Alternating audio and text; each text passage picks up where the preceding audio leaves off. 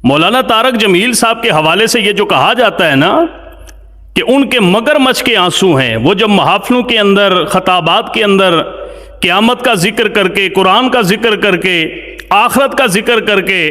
रोना शुरू करते हैं, वो अपने लिए नहीं रो रहे होते, वो अवाम के लिए रो रहे होते हैं कि इन्हें मेरी गुफ्तगू पसंद आ जाए। और ये जो कहा जाता है कि हाथी के दांत दिखाने के और होते हैं, खाने के और होते हैं,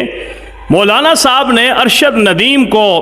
अपने घर बुलाया, 5 लाख रुपया उनको इनाम दिया। इसके अंदर कोई किसी को किसी किस्म की तकलीफ नहीं है कि मौलाना साहब ने अरशद नदीम को अपने घर के अंदर बुला के 5 लाख रुपया क्यों दिया है, उसको दिलासा क्यों दिया, उसको प्यार क्यों दिया, उसको प्रोटोकॉल क्यों दिया। सवाल ये पैदा होता है कि अरशद नदीम ने अगर एक राड फेंक के, एक डंडा फेंक के जो है वो आलमी चैंपियन बना है,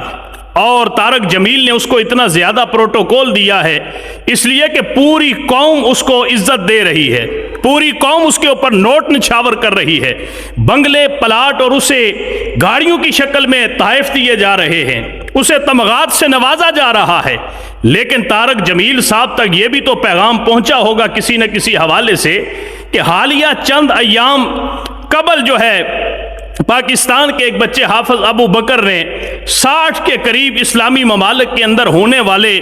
मुकाबला हुस्ने किरात के अंदर आलमी पोजीशन हासिल की, उसने भी गोल्ड मेडल हासिल किया। लेकिन मौलाना तारक जमील साहब ने यह जहमत गवारा नहीं की कि अपने पेज से उसको मुबारकबाद ही पेश कर देते, उसे अपने घर दावत के ऊपर मदऊ करके सिर्फ उसकी हौसला अफजाई कर लेते। मैं कश हूं, मेरे हाथ में शीशा है अदम, तू तो मोमिन है, तेरे हाथ में कुरान होता। हाफिज अबू बकर की उस तरीका के साथ पजीराई इस मुल्क के अंदर नहीं हुई। हमें शिकवा हुकूमती इदारों से भी नहीं, हमें शिकवा और दुनियादारों से भी नहीं, हमें शिकवा और मालदारों से भी नहीं, लेकिन बहुत सारे लोगों ने हाफिज अबू बकर की हौसला अफजाई की है, बहुत सारे लोगों ने उसको अपनी तरफ से जो वो कर सकते थे किया है। लेकिन मौलाना तारक जमील साहब, आप भी कम अज कम अगर इतना आपको शौक है कि जो लोग पाकिस्तान का नाम रोशन करते हैं, आप उनकी खुले दिल के साथ अगर इस तरीका से हौसला अफजाई करते हैं, तो हाफिज अबू बकर ने जो कुरान के हवाले से पूरी दुनिया के अंदर इस्लामी ममालिक के अंदर गोल्ड मेडल हासिल किया था, क्या आपके ऊपर यह लाजिम नहीं था कि उस बच्चे की आप हौसला अफजाई करते?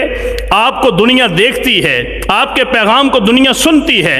आपकी किसी की हौसला अफजाई जब आप करते हैं तो उसको लोग पसंद करते हैं। अगर आप एक हाफिज़े कुरान जिसने मुकाबला हुस्ने किरात के अंदर पाकिस्तान का नाम रोशन किया है, अगर आप उसकी हौसला अफजाई करते तो करोड़ों बच्चे जो कुरान पढ़ने वाले हैं उनको भी इस चीज से